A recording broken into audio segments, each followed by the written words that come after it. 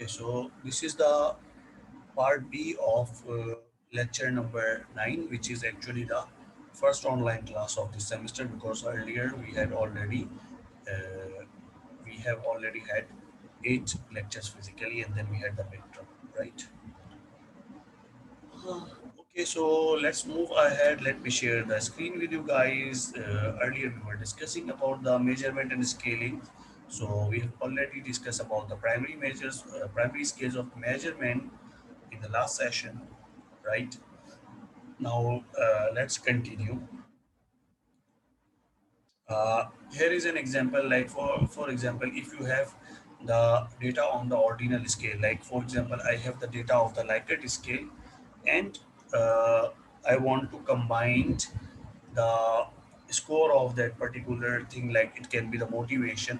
For example, I have asked 4 questions to measure the motivation of the students, maybe, right?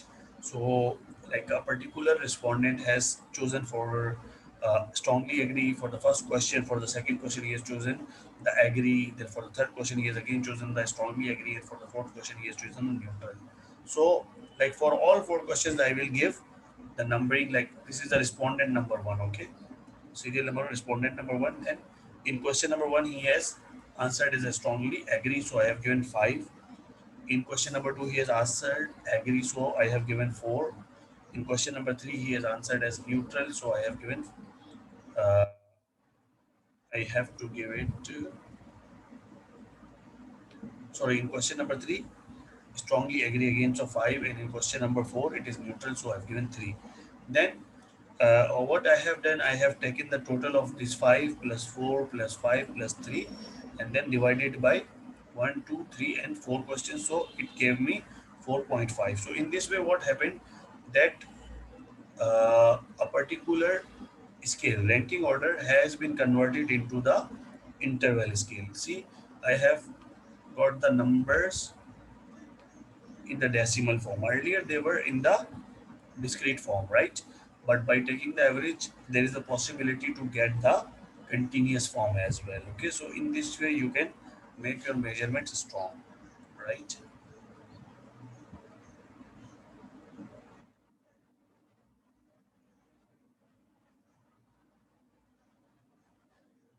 So these are some details about the primary scales of measurement, like for example, the nominal scale, and then we will be having the details about the ordinal scale. Then we will be having the details about the interval, and then we will have the details about the ratio scale. So actually, I am not going into the details of these all the things, right?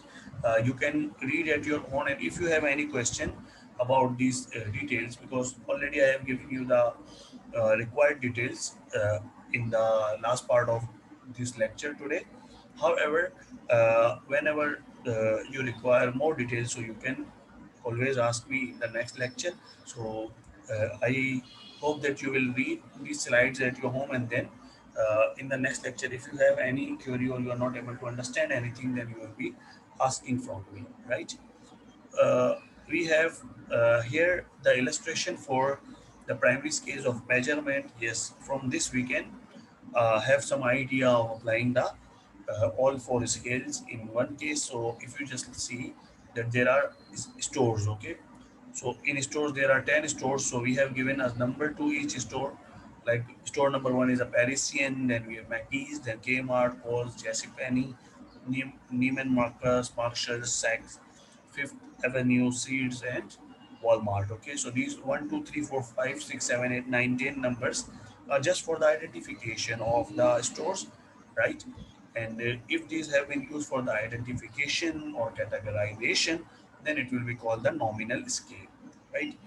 Then we have the ordinal scale example. It is on basis of the preference ranking, right? If you want to give any ranking to the number of stores, like if you have only 10 stores, so then the ranking will be from out of 10. Like first one is, for example, the Jesse Penny, and then fifth one is Neiman Marcus. The 10th one is the Walmart in the ranking. Okay, Parison, which is in the serial at the first, but when we talk about the ordinal scale or the ranking, then it is at the 7. Okay, and then in the next column again we have the ranking, but this ranking can be like overall ranking of the stores available in a particular city or a country. So it can be example of that. Okay, the first one is from 1 to 10. The second one can be the general ranking of stores, right? Then we have the interval scales on the basis of the preference, like if you take the data from the respondents on the basis of their preference, like which actually which store actually they prefer most and all that. Okay, so their preference level, if you have given them from 1 to 7, then the answers can be between this range. If you have given the range of 11 to 7, then the answers can be between this range. However, like if you just keep in your mind, like either you make a scale of 1 to 7 or 11 to 17, there is no difference. If you just because the uh, like the level of scale has been just changed. Okay, like everything has been done uh, adding 10 to the number, like 11, like 1 plus 10 is 11. Sorry, yes, and 7 plus 10 is 17. So nothing else, he has just changed the scale of the numbers. However, the preference is same. Okay, like 11 to 17 में से अगर आप 15 देते हो या 1 to 7 में से 5 देते हो, बात वही है. ठीक है ना? तो you have to be careful about this, right? Then ratio scale में like कितना spend किया है या कोई भी मतलब सर ऐसी. ये 79, 25, 82 ये क्या है, समझ नहीं है। Sorry. सर ये ऑर्डिनल स्केल में 79, 25, 82 ओके, लाइक फॉर क्या एग्जांपल, है? मैं आपको बताता हूँ. फॉर एग्जांपल, अगर आपने रैंकिंग अगर इन 1 से लेकर 10, जो भी 10 स्टोर्स दिए हुए हैं, इसमें अगर आपसे कहेगा कि इसकी रैंकिंग करो, तो आप जो भी रैंकिंग करोगे वो 1 से 10 के बीच में ही होगी, क्योंकि 10 ही आइटम्स आपके पास है. लेकिन अगर मैं कहूँ कि यार ओवरऑल इस कंट्री के अंदर या इस सिटी के अंदर जितने भी स्टोर्स हैं, मशहूर स्टोर, ठीक है ना, तो उनमें से आप इसको कौन सा रैंक देते हो? पेरिसन को. तो इसका पेरिसन का रैंक क्या है? ओवरऑल में से आया है 79. ठीक है ना? समझ में आ रही है बात?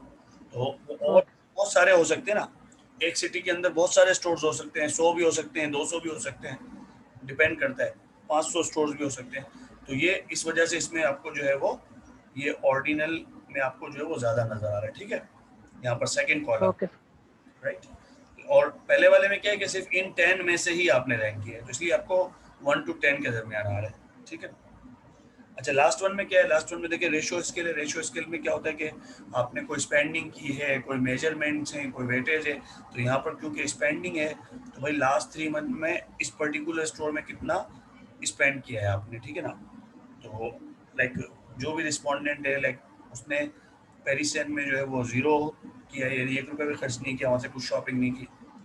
जबकि मैकीज में उसने $200 का किया है, के मार्ट में 0 का किया है, कॉल में उसने $100 का एक्सपेंस किया. ठीक है ना? इसी तरह तो ये रेशियो स्केल हो गया. इसके अंदर कोई लिमिटेशन नहीं है कि कोई भी नंबर हो सकता है. ठीक है, जितना उसने खर्च किया वो एग्जैक्टली आपको एज इट इज़ वो नंबर बता देगा. ठीक है ना?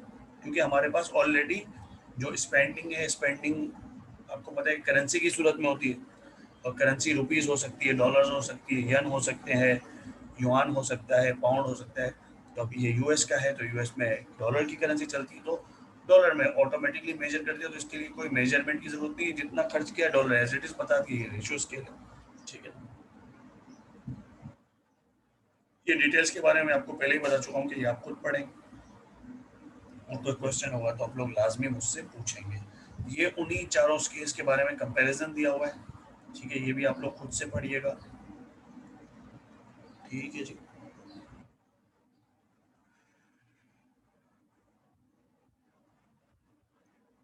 Now we have the classification of scaling techniques. तो स्केलिंग टेक्निक्स को क्लासिफाई किया गया, यानी कैटेगराइज किया गया है कि टेक्निक में आपके पास कंपैरेटिव स्केल्स हैं और नॉन कंपैरेटिव स्केल्स हैं. ठीक है ना? तो ये क्या होते हैं इनको भी हम पढ़ेंगे, और इसके कौन कौन से टाइप्स होते हैं इनको भी हम पढ़ेंगे. ठीक है ना? कंपैरेटिव स्केल में आपके पास जो है वो पेड कंपैरिजन है, रैंक ऑर्डर है, कांस्टेंट समय और Q sort and other procedures है. लेकिन इसमें जो मेनली जो है वो 3 हैं: paired comparison, rank order and constant sum. और इसको ही हम लोग मार्केटिंग रिसर्च में या कॉमर्स के से रिलेटेड लाइक एचआर वगैरह की जो भी रिसर्च होती है, इसमें हम लोग ये पैड कंपैरिजन, रैंक ऑर्डर और कांस्टेंट सम जो है वो यूज़ करते हैं। क्यू सॉर्ट वगैरह इतना यूज़ नहीं होता, तो इसकी डिटेल्स भी हमारे पास नहीं है। ठीक है, 3 को पढ़ेंगे हम। नॉन कंपैरेटिव के अंदर हम 2 स्केल्स को पढ़ेंगे, that is continuous rating scale and itemised rating scale. ठीक है, आइटमाइज के अंदर फिर हमारे पास मजीद 3 सब कैटेगरीज होती हैं, जिसमें लिकर्ट स्केल होता है, सिमेंटिक डिफरेंशियल होता है और स्टेपल स्केल होता है। ये सारे स्केल्स जो हैं वो हम इस पार्ट में इंशाल्लाह ख़त्म करने की कोशिश करेंगे।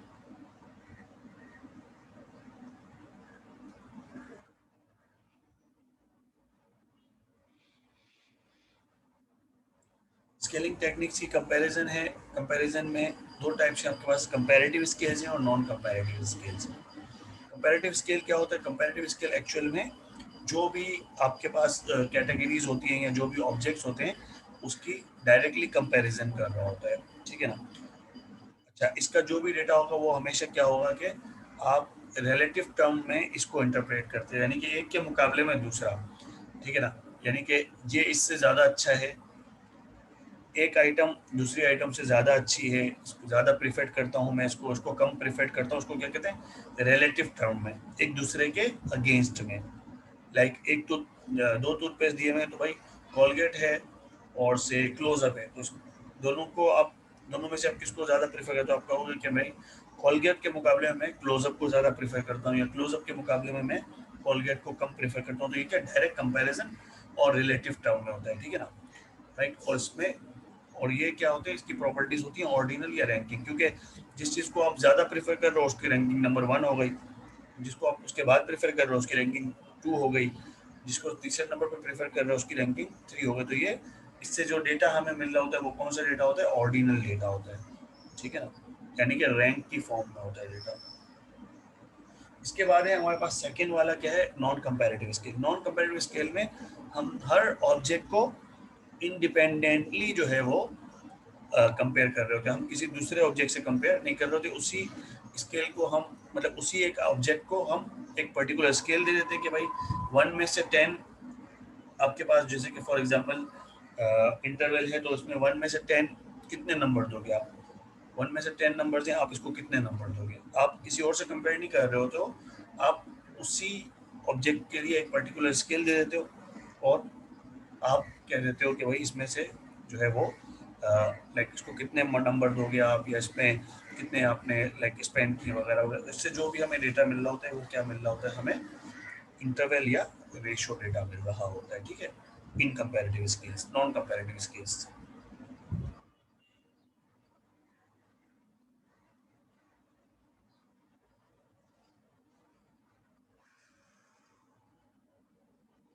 थोड़ा सा मैं अपने गले को आराम देने के लिए हल्का सा ब्रेक ले रहा हूँ, चंद सेकेंड्स का।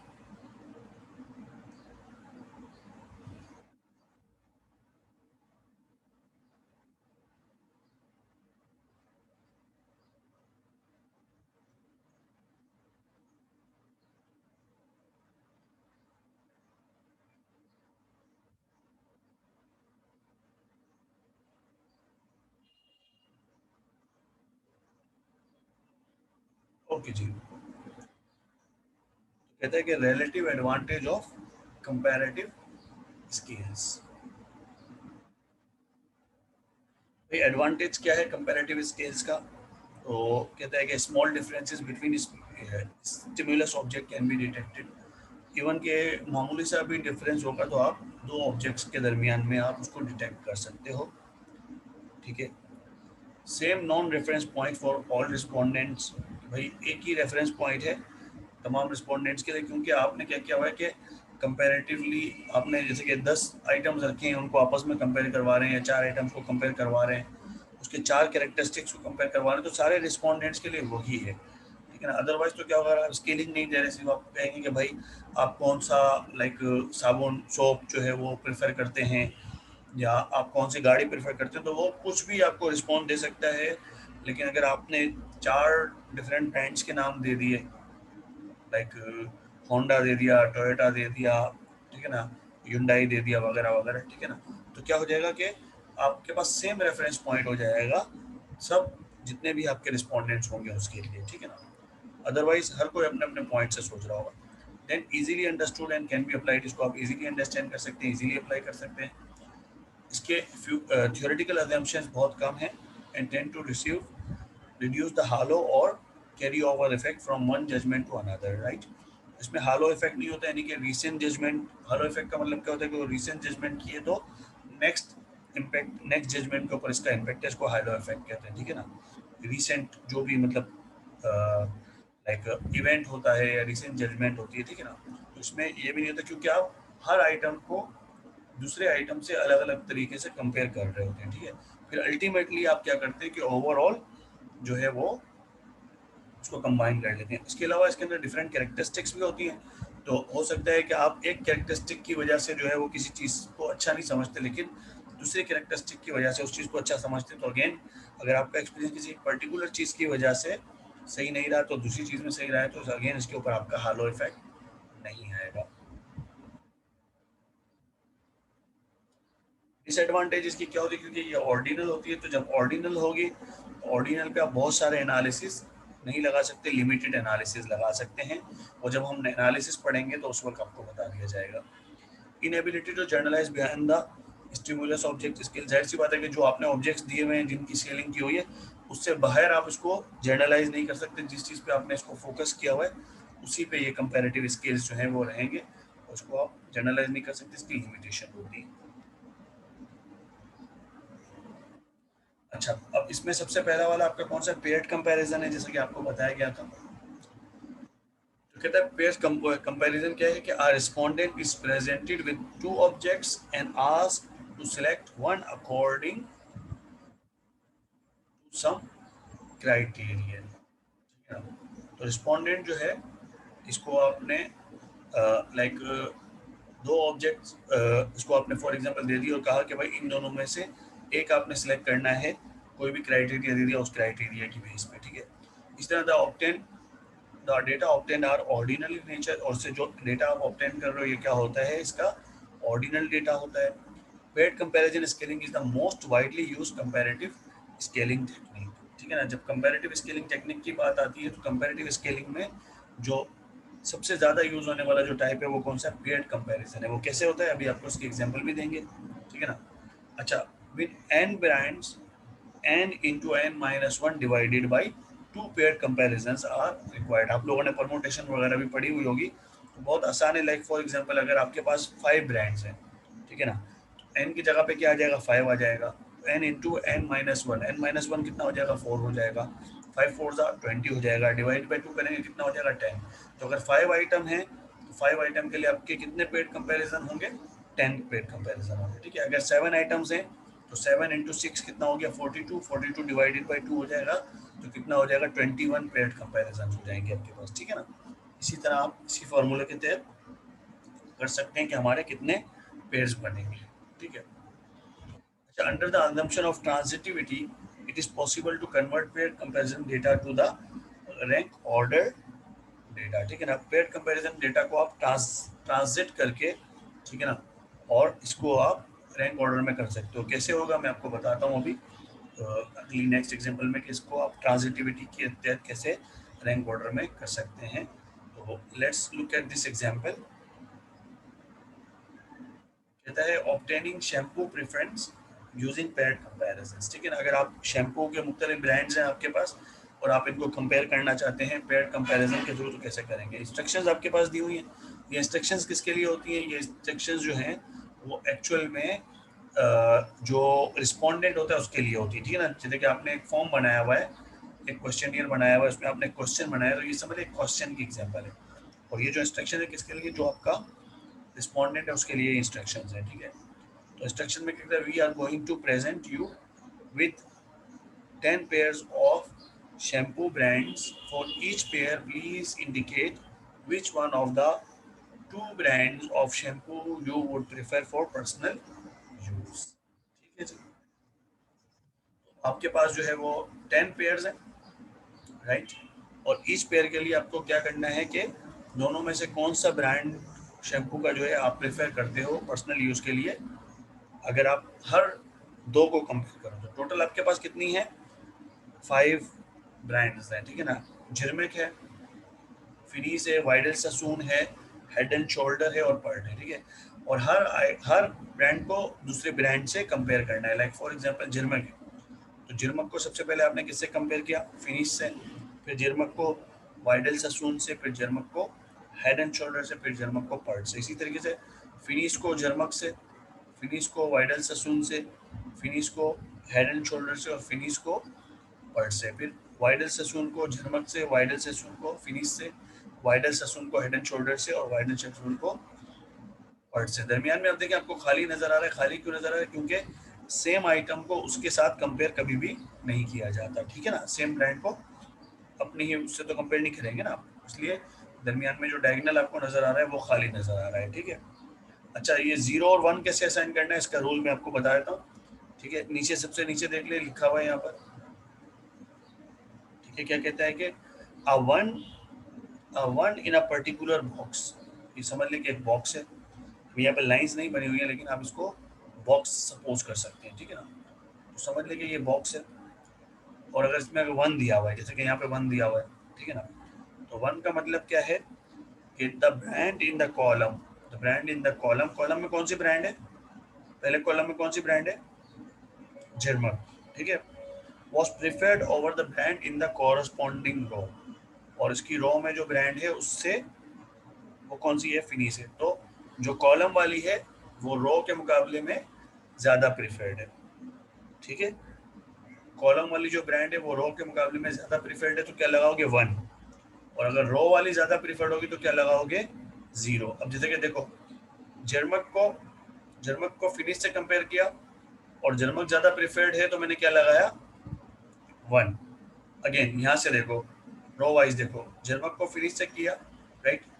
तो अब यहाँ पर जो है वो जर्मक किस में आ गई? रो में आ गई, तो जर्मक ज़्यादा प्रिफर्ड है, यानी रो वाली ज़्यादा प्रिफर्ड है कॉलम वाली के मुकाबले में, तो मैंने क्या लगाया? 0। देखें ये दोनों एक दूसरे के अपोजिट आ रहे होंगे। इधर आप यहाँ से रीड करें या यहाँ से रीड करें, दोनों से आपके पास आंसर यही आएगा कि जर्मक प्रिफर्ड है। कॉलम, क्योंकि 1 का मतलब है कॉलम वाली प्रिफर्ड, ठीक है, तो जर्मक हो गई। 0 का मतलब है रो वाली प्रिफर्ड, अगेन फिनिश और जर्मक में से कौन सी हो गई? जर्मक हो गई। तो हर उसका 2 मरतबा कंपैरिजन नजर आएगा, ठीक है। आप ऊपर वाला हिस्सा देख लें या नीचे वाला देख लें, दोनों में आपको अपोजिट इसका नजर आ रहा होगा, अपोजिट रिफ्लेक्शन नजर आएगा आपको, ठीक है। अच्छा, इसी तरीके से अगर फॉर एग्जाम्पल मैं देखना हेड एंड शोल्डर, तो हेड एंड शोल्डर और फिनिश, इन दोनों में से कौन सा वाला? तो 0 दिया हुआ है, तो इसका मतलब है कि फिनिश के मुकाबले में हेड एंड शोल्डर ज़्यादा प्रीफर्ड है, ठीक है। और हेड एंड शोल्डर और पर्ट को देखना चाहता हूँ, हेड एंड शोल्डर और पर्ट में से अगेन हेड एंड शोल्डर सबसे ज़्यादा है। पर्ट और हेड एंड शोल्डर को देख लें, पर्ट है और हेड एंड शोल्डर है, तो अगेन 1 आया, 1 का मतलब कॉलम वाला, तो हेड एंड शोल्डर पर्ट के मुकाबले में ज़्यादा प्रीफर्ड है, ठीक है। इस पूरे को आप एक मरतबा देख लें गौर से, ठीक है। Just have a look at this, try to understand. If you have any issue then let me know, I will be explaining to you guys more about this. Hopefully whatever I have explained it is clear to everyone. If it is not, please ask me, okay? Just take a minute and look at this. इसके total के बारे में मैं बाद में बताऊंगा, ठीक है ना। अभी आप ऊपर के सिर्फ कंपैरिजन का देख लें।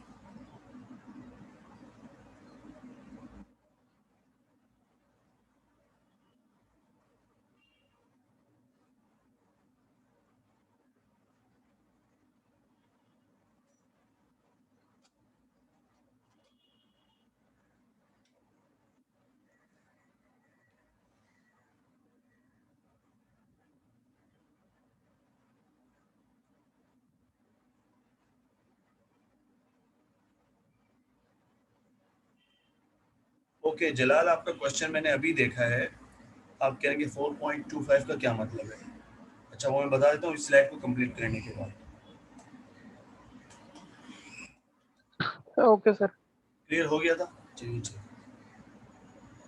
ओके। अच्छा, ये वाला क्लियर हो गया सबका, राइट। अब देखिए इसमें नंबर ऑफ टाइम्स प्रीफर्ड, तो कॉलम वाइज ही किया है।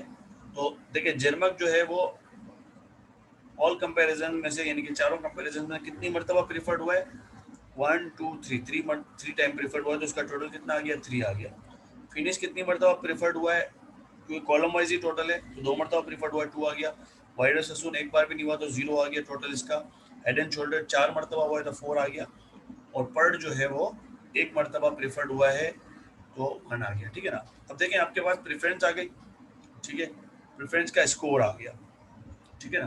तो अब बताइए कि सबसे ज्यादा मर्तबा कौन सा वाला प्रिफर्ड हुआ है?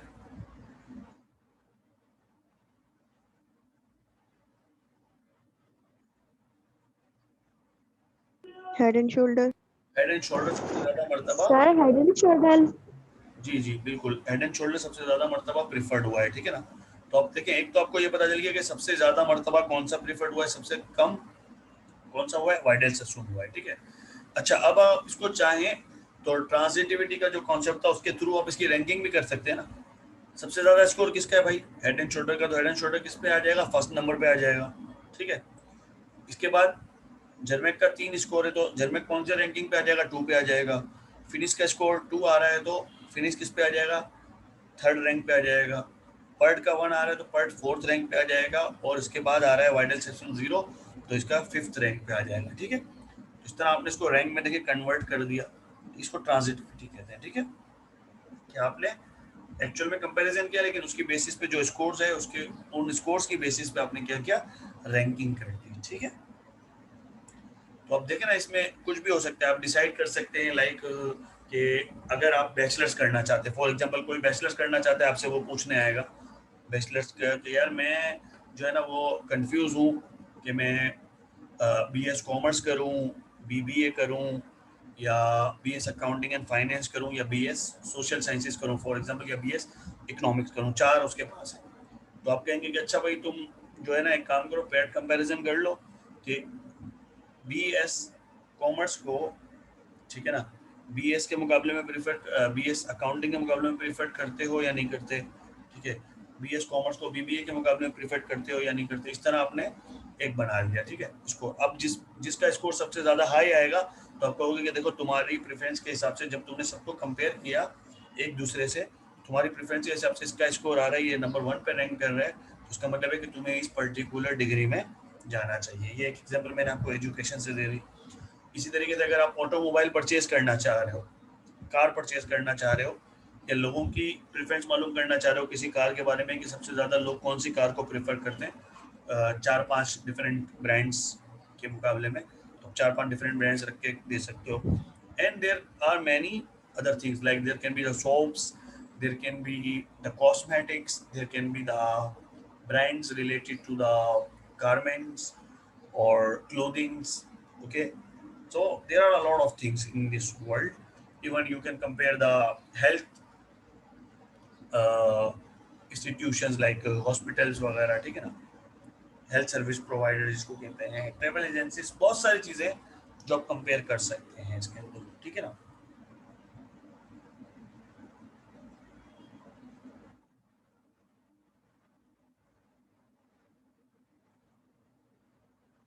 राइट, अच्छा जी। तो ये आपका एक टाइप हो गया, that is called the paired comparison. Comparative scale में पेयर्ड कंपैरिजन हमने सीख लिया।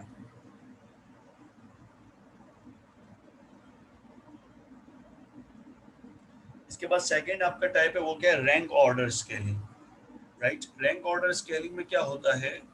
रैंक ऑर्डर स्केलिंग में ये होता है कि respondents are presented with several object simultaneously. Like बहुत सारी ऑब्जेक्ट्स आप दे देते हो, 10 ऑब्जेक्ट हो गई, 15 हो गई, 5 हो गई, ठीक है। एंड आस्क टू ऑर्डर और rank them according to some criterion. आप कह सकते हो मतलब कोई भी कि यार प्राइस के हिसाब से किस पर्टिकुलर जो है ना वो आइटम को तुम टॉप पे लेके जाते हो, या कोई ऐसी चीज़ हो सकती है खाने पीने की, फूड आइटम है, टेस्ट हो सकते हैं इसमें, कि टेस्ट के हिसाब से तुम कैसे रैंक करते हो। ये 10 आइटम्स हैं या 10 ब्रांड्स हैं या 10 रेस्टोरेंट्स हैं, इसमें टेस्ट के हिसाब से नंबर 1 पे तुम किसको रैंक करते हो, ठीक है ना। अगर 100 पे तो कहोगे भाई क्लीनिंग पावर के हिसाब से तुम किसको नंबर 1 पे रैंक करते हो, ठीक है ना। तो ये आप मतलब यानी कि लिस्ट दे सकते हो, उसमें कह सकते हो कि आप रैंकिंग बता दो कि किसको सबसे टॉप पे करते हो, फिर दूसरे नंबर पे किसको करते हो, वगैरह वगैरह, ठीक है।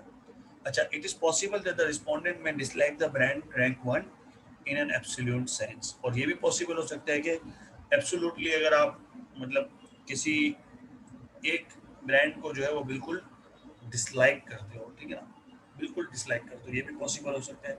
इवन कि आपने उसको 1 दिया है, आप उसको डिसलाइक करते हो, और जिसको लाइक बिल्कुल ही आप डिसलाइक करते हो, आपने उसको 1 दे दिया कि भाई डिसलाइक है, ठीक है ना मेरा।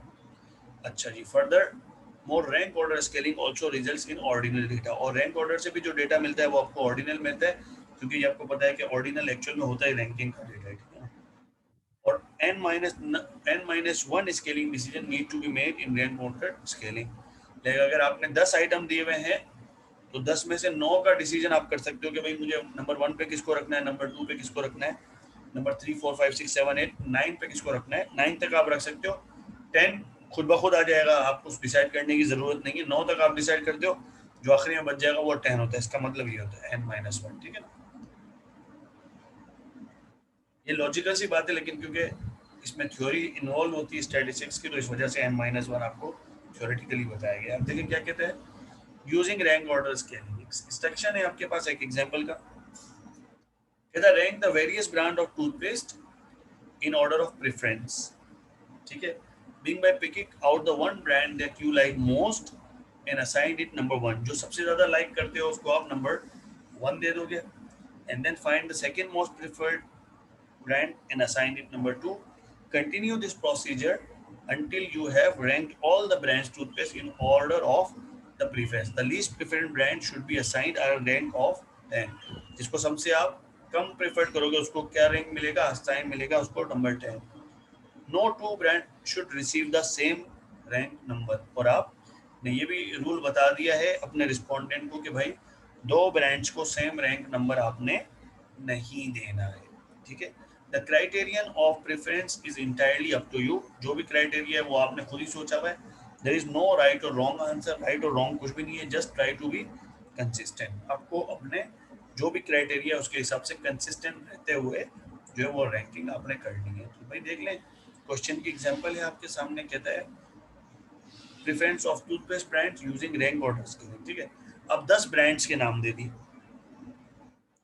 Crest, Colgate, Aim, Gleem, Sensodyne, Ultra Brite, Close Up, respond, Pepsodent, Plus White Stripe, ठीक है ना। अब आप एज अ रिस्पोंडेंट आपको जो भी सबसे ज़्यादा प्रेफर्ड लगता है उसको आप क्या कर देंगे, 1 कर देंगे। लाइक फॉर एग्जांपल अगर मुझे सबसे ज़्यादा अच्छा जो है वो कोलगेट लगता है तो मैंने नंबर 1 किसको दे दिया, कोलगेट को मैंने दे दिया नंबर 1, ठीक है। इसी तरीके से अगर मुझे मिसाल के तौर पर जो है वो क्लोजअप सेकेंड नंबर पर अच्छा लगता है तो मैं क्लोजअप को नंबर 2 दे दूंगा। इसी तरह पेप्सोडेंट अगर मुझे तीसरे नंबर पर अच्छा लगता है तो मैं 3 दे दूंगा। स्ट्राइप जो है वो मुझे चौथे नंबर पर अच्छा लगता है, मैंने 4 दे दिया। क्रेस्ट जो है वो मुझे 5वें नंबर, तो जो भी मुझे प्रेफर्ड होगा उसके हिसाब से मैं अपनी लाइकनेस के हिसाब से जो है वो उसको नंबर असाइन कर दूंगा। 1 2 3 4 5 6 7 8 जो भी नंबर होगा पर्टिकुलर वो मैं उसको असाइन कर दूंगा। Is that clear to everyone students? Yes, sir. Yes, sir. Yes, sir. Alright, great. So let's move ahead. Comparative scaling technique के अंदर जो थर्ड वन है वो है कांस्टेंट सम स्केलिंग, ठीक है ना। कांस्टेंट सम स्केलिंग के अंदर असल में हमारे पास जो अभी सिर्फ 5 मिनट्स रह गए, तो मैं इसकी अभी थ्योरी को नहीं पढ़ रहा हूँ, मैं इसकी एग्जांपल में इसको डिफाइन कर दूंगा, ठीक है। यहाँ ही से देख लें आप, एग्जांपल है, इसका क्वेश्चन भी पीछे दिया हुआ है, स्लाइड्स से आप रीड कर सकते हैं।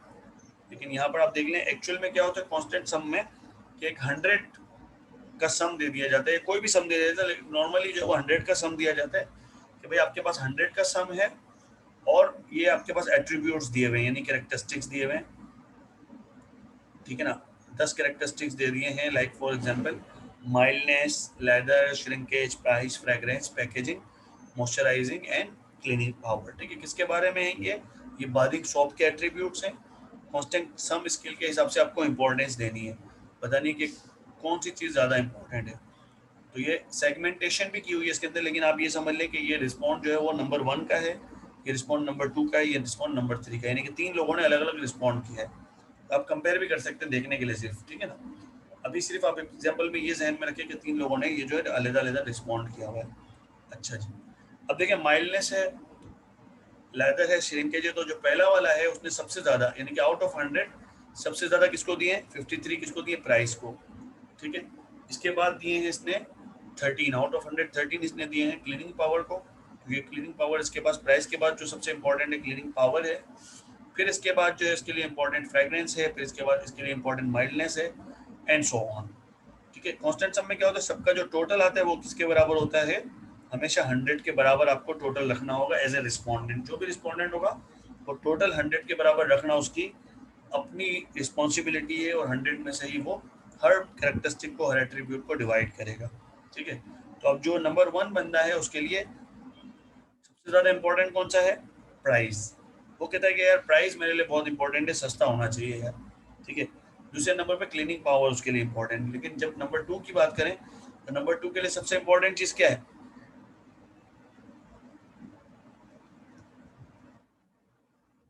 cleaning students. power. Cleaning power, okay. Cleaning power is the most important according to the segmentation number 2। और सेकंड पे इनके लिए क्या इंपॉर्टेंट है, सेकंड पे इनके लिए इंपॉर्टेंट है प्राइस। ठीक है। प्राइस को 17 दिया हुआ है। जबकि थर्ड में आप देखें तो इसमें सबसे हाईएस्ट नंबर आ रहा है 20 मॉइस्चराइजिंग और 19 आ रहा है फ्रेग्रेंस। तो ऑलमोस्ट करीब करीब है, यानी कि ये जो थर्ड सेगमेंट वाले हैं उनके लिए मॉइस्चराइजिंग और जो है वो फ्रेग्रेंस ज़्यादा इंपॉर्टेंट है, प्राइस वगैरह और दूसरी चीज़ें इतनी ज़्यादा इंपॉर्टेंट नहीं है। ठीक है। ये कहलाता है कांस्टेंट सम स्केल का सम जो है वो 100 के बराबर होता है। ठीक है स्टूडेंट्स, तो आज का लेक्चर हमारा जो है वो ऑलमोस्ट ख़त्म हो रहा है। अभी हमारे पास तकरीबन 2 मिनट्स हैं, तो मुझे अटेंडेंस का भी जो है वो इसमें थोड़ा सा देखना है। I want to see the attendance as well, right. Right now we have 13 participants including me. It means that there are total 12 participants, right? Our CR is not available over here. Okay, so I'm just taking the screenshot.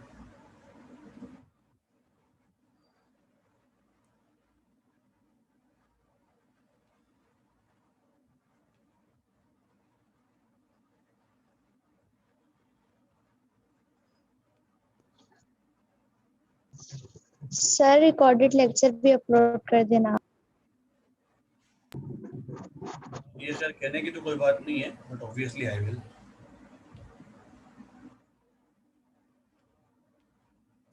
ये GCR पे upload हो जाएगा आपका, सही है। GCR means Google classroom.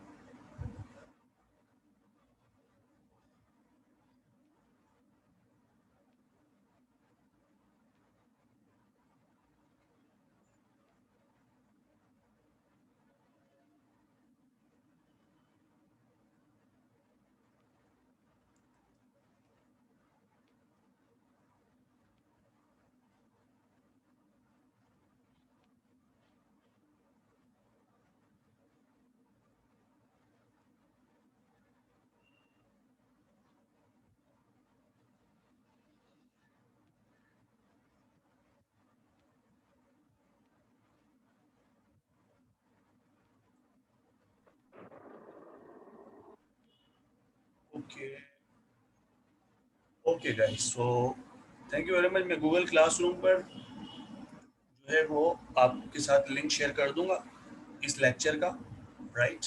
और अब जो भी आपके क्विज़ेस वगैरह होंगे या जो भी असाइनमेंट्स होंगी आने वाली, वो आपकी जो है वो गूगल क्लासरूम के ऊपर ही अपलोड होंगी।